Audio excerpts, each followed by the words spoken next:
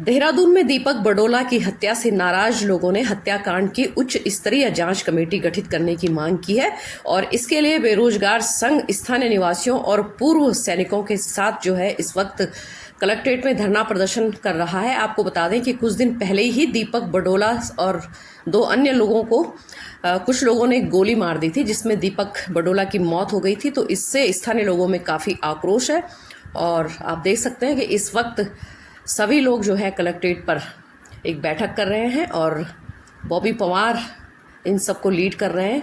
क्या कुछ कह रहे हैं बेरोजगार संघ से जुड़े स्थानीय युवक और स्थानीय लोग।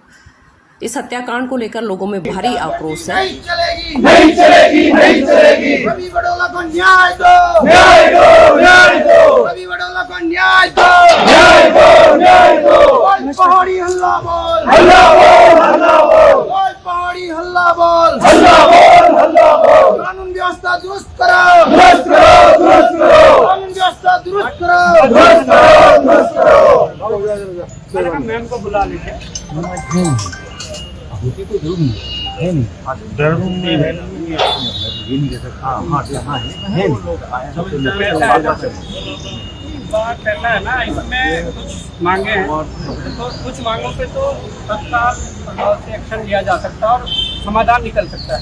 ठीक है, कुछ कार्रवाई की मांगे हैं, बाकी वो भी हम भी जानते हैं, थोड़ा समय लगता है, बहुत सारी चीज़ें हैं तो उसमें ठीक है। पर कुछ मांगे जिसमें तत्काल उस पर प्रभाव नहीं मिलना बराबर। और समस्या ये है कि कल जब मैं रात को वहाँ पहुँचा, मैं पहाड़ गया था 2-4 दिन, तो पता चला सिटी स्कैन ही नहीं 2 दिन के, बड़ा 3 दिन के। बताओ कितनी बड़ी लापरवाही, घोर लापरवाही मैं कहूँगा इसको। गोली फंसी हुई है इतना नहीं सर, सर इतनी दिक्कत। सर 1 मिनट सर, आप बता लेंगे। इंद्रेश जैसे अस्पताल में ये बहाना लगाना कि हमारी मशीनें खराब है, तो मैं समझता हूँ कि कहीं ना कहीं वास्तव में केस कमजोर करने की ये साजिश है। मतलब देखो, इतना सेंस तो सभी का है। अगर इंद्रेश जैसे अस्पताल में ये कहा जा रहा है कि मशीनें खराब है, नहीं हो रही, तो बड़ी दुर्भाग्यपूर्ण है ना। एक दूसरी बात ये कि ये तो अनहोनी हुई है ना, एकदम से इससे कहेंगे कि ऐसा तो नहीं की। तो जो गरीब परिवार के जो लोग एडमिट हैं, कम से कम प्रशासन, पुलिस से तो प्रशासन इतना कर सकता है कि भाई उन्हें मुफ्त इलाज दिलाएं, इंद्रेश में दिलाएं, एम्स में दिलाएं, जॉलीग्राउंड में दिलाएं, यहाँ दिलाएं, जहाँ भी दिलाएं, पर कम से कम मुफ्त इलाज उन्हें मिले, क्योंकि वो अपने घर गृहस्थी बेच के तो फिर वो अपने इलाज का गाँव वालों ने थोड़ा पैसे इकट्ठा करा। अभी वो रोज उनके 10,000 रुपए का रोज खर्चा आ रहा। लेकिन सर सबसे इम्पोर्टेंट बात क्या है ना इसमें, कि गोली लगने वाले का जो उसका मूक दर्शक है, जिसके साथ वो घटना घटी है, उसको इलाज ना मिल पाना, मतलब हमारे तो समझ से परे है कि मतलब क्या ये व्यवस्था है उत्तराखंड के अंदर। सबसे पहली बात तो ये दुर्घटना आप भी समझ रहे होंगे कि कितनी दुर्भाग्यपूर्ण है कि एक बच्चा चला गया। लेकिन जो चला गया, जो जीवित है उनका ये सोच रहे हैं कि भाई वो जीवित है, क्या हमें तो समझ ही नहीं आ रहा है हो क्या रहा है। गवाही तस्वीर जो है वो खत्म ही हो जाएगी। होंगे ना, जो वहाँ पे प्रत्यक्षदर्शी भी हैं, वो दोनों, तो कोर्ट में भी केस कमजोर होगा। अगर उन लोगों को कुछ होता है तो ये केस प्रत्यक्षदर्शी वो दोनों ही होंगे। सर अभी इसमें हाथ जोड़ के विनती है कि इसमें आप अपनी तरफ से एक चीज जारी करें कि उसको तुरंत उसका इलाज हो और मुफ्त इलाज हो, क्योंकि वो पैसे से भी इतना परेशान है वो परिवार। और हम तो अब जो चला गया, हम उसको वापस नहीं ला सकते। गुनहगारों को सजा दिलाने के लिए आप लोगों से भी जो आप लोग कर रहे हो और हमसे भी जो हो पा रहा है वो हम कर रहे हैं, लेकिन जो अस्पताल में है उनको एक बढ़िया इलाज मिले और मुफ्त मिले। बस मेरी ये रिक्वेस्ट आपसे। इसमें क्या कर सकते हैं जी, बस ये मुख्य बात है। ये तो नहीं कि आप एक बात बोले, आप नहीं ब्रीफ कर दूंगा। सर एक क्वेश्चन मेरा है, देखिए क्वेश्चन और इसमें ना एक सबसे भैया आप इसको एक बार सुना दीजिए। मैं इसके ना जो वो हैं, जो डिमांड्स हैं, वो मैं एक बार पढ़ देती हूँ। उसमें से जो मुख्य है, जो भी चीज़ें हमारे स्तर पे सभी बातें ऐसी हैं जो हमारे लेवल पर संभव बिल्कुल करेंगे। लेकिन आप श्रीमान जिलाधिकारी जी से मिलने आए थे हम लोग, उनके लिए था ये, लेकिन आज वो हमारा ही दुर्भाग्य है कि वो आज नहीं मिल पाई। तो इसमें सर विषय से सब लोग भली भांति समझ रहे हैं, लेकिन जो मुख्य डिमांड है वो हमारी ये है कि सोनू भारद्वाज की समस्त अवैध संपत्ति ध्वस्त की जाए। आरोपियों पर गुंडा एक्ट, आर्म एक्ट एवं भारतीय दंड संहिता के तहत संगीन धाराओं में इरादतन हत्या करने का मुकदमा दर्ज किया जाए। चूंकि मृत्यु प्राप्त रवि बड़ोला परिवार के एक लौते पुत्र हैं, अतएव उनके परिवार को उचित मुआवजा राशि तथा उनकी पत्नी के जीवनोपार्जन के लिए स्थायी नौकरी की व्यवस्था की जाए। घायल हुए सुभाष छेत्री एवं मनोज नेगी को मुफ्त उपचार एवं स्वास्थ्य लाभ के लिए उचित मुआवजा राशि दी जाए। स्थानीय प्रशासन की जिम्मेदार अधिकारी, स्थानीय थाना प्रभारी इत्यादि को तत्काल निलंबित किया जाए। क्षेत्र में बाहरी व्यक्तियों के अवैध, सर ये भी सबसे इम्पोर्टेंट मांग है हमारी, कि क्षेत्र में बाहरी व्यक्तियों के अवैध रूप से हो रहे कारोबार एवं अवैध निर्माण कार्यों की जांच कर कठोर कार्रवाई करना सुनिश्चित किया जाए। केवल उसी की नहीं, और भी लोग ऐसे हैं जो वहाँ पनप रहे हैं, ये मैं आपको थोड़ा जानकारी में डाल देना चाहती हूँ। और इसमें सबसे महत्वपूर्ण ये भी है, वैसे 7वां नंबर है जो हमारा, क्षेत्र में निवास कर रहे प्रत्येक बाहरी व्यक्ति का पुलिस सत्यापन के लिए सुनिश्चित अभियान चलाएंगे।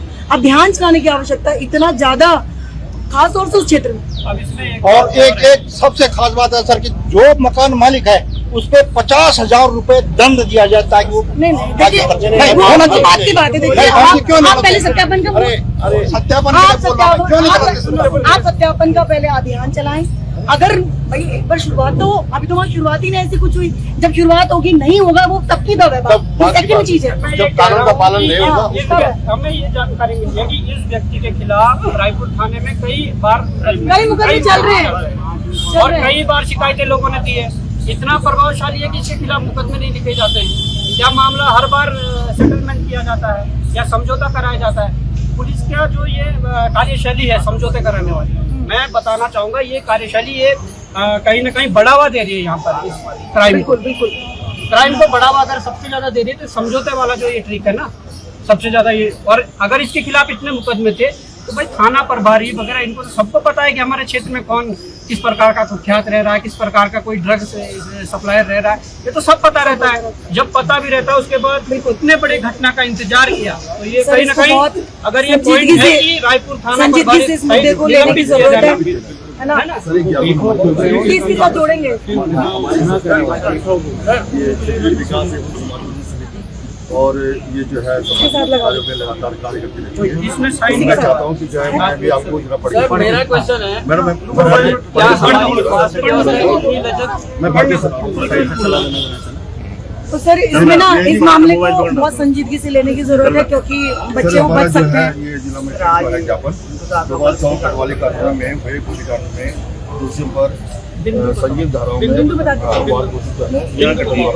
मौजूद दिए जाने संबंध में सर ये ऐसा है कि जो ये कांड हुआ है ये बहुत ही निंदनीय और शांतवादियों में एक शर्मनाक घटना है।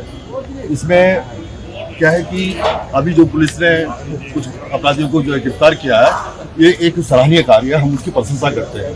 लेकिन क्या है कि आज की डेट में हमारे प्रशासन के पास, हमारी पुलिस फोर्स के पास पर्याप्त साधन है, वो चाहे तो कुछ भी कर सकते हैं।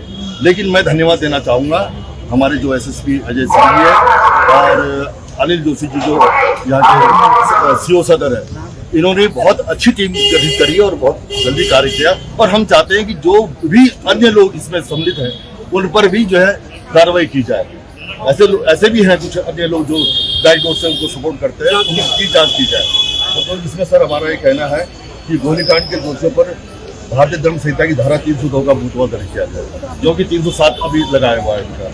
दूसरी बात यह है कि गोलीकांड के दोषियों के घर में बुलडोजर चला करके उन्हें जमींदोज किया जाए, क्योंकि वो अवैधानिक रूप से बनाया हुआ है, अवैध रूप से बनाया हुआ है। गोलीकांड में मृतक परिवारों तथा घायलों को उचित मुआवजा दिलाया जाए, क्योंकि वो एक तो युवा थे, दूसरे उनमें उनके बारे में कहा जाता है कि वो बहुत अच्छे लोग थे जो घायल हुए और मृतक है। तो एक मानवता के नाते उनको मुआवजा और उनके परिवार के लोगों को किसी को सरकारी नौकरी दिलाया जाए ताकि उनका परिवार का पोषण सही कर सके। सर गोलीकांड में घायल हुए सरकार मुफ्त इलाज, क्योंकि ये कहीं ना कहीं हमारे प्रशासन की लापरवाही का परिणाम है, लापरवाही का परिणाम। तो इसमें प्रशासन की जिम्मेदारी बनती है कि जो घायल हुए हैं, जो मृतक हुआ है, उनके परिवार को मुआवजे के तौर पे और जो अभी बेचारे संघर्ष कर रहे हैं जीने के लिए, तो उनका मुफ्त इलाज हो सकता है। और एक और मैं आपके संज्ञान में आपको बात आना चाहता हूँ सर, रिंग रोड पर एक शराब का ठेका है। आप ध्यान दीजिए, मैं बता रहा हूँ, वो अपराध क्राइम का एक अड्डा बन चुका है। वहाँ पर क्या होता है कि आप 5 बजे के बाद चले जाएंगे, जगह जगह चौकी लगी हुई है ना, और वहीं पर खुलेआम दारू पी रहे हैं। खुलेआम गाली गलौज हो रही है। वहाँ की महिलाओं को चलना फिरना दूभर हो रखा है और वहाँ पर जो है पूरे क्राइम की योजनाएं बन रही हैं और उसको फिर इम्प्लीमेंट किया जाता है, उस पर भी रोक लगी हुई है। तो सर ये हमारे जो है कुछ बिंदु है और हम तो पुलिस ने तत्काल त्वरित कार्रवाई करते हुए अभी तक हम 7 जो इसमें अपराधी थे उनको पकड़ भी लिया गया, मुठभेड़ भी हुई, गोलीबारी भी हुई दोनों तरफ से, तो उनको मुठभेड़ का पकड़ा भी गया। ये आप लोग की जानकारी है। उसके बाद जहाँ तक उनकी अवैध संपत्तियों का प्रश्न है, जो अपराधी है, उसके लिए कल ही नगर निगम की टीम, रेवेन्यू की टीम और बंदोबस्ती की टीम गठित कर दी गई, जो सर्वे कर रही है। क्योंकि ऐसा होता है कि उनकी संपत्ति कहाँ पर है, किस खसरे में है, क्या है, इसकी जब तक हम लोग मुतमईन ना हो जाए, ये इसके लिए सर्वे आवश्यक है। तो सर्वे हमने किया था, उनके परिजन भी थे, उनको भी हमने इसी बात को ब्रीफ किया था। जैसे ही कुछ ऐसी रिपोर्ट्स आती हैं जो उनकी नेगेटिव होगी, उसके क्रम में नगर निगम के माध्यम से और हम MDDA से भी वार्तालाप कर रहे हैं कि उनके यदि कोई ऐसा भवन निर्माण के प्रति विरोध में उनके विरुद्ध कोई कार्रवाई की गई तो वो भी हम पता कर रहे हैं। आजकल में आ जाए जैसे रिपोर्ट आती है ना, कल सर्वे तो हमारे सामने ही हो रहा था।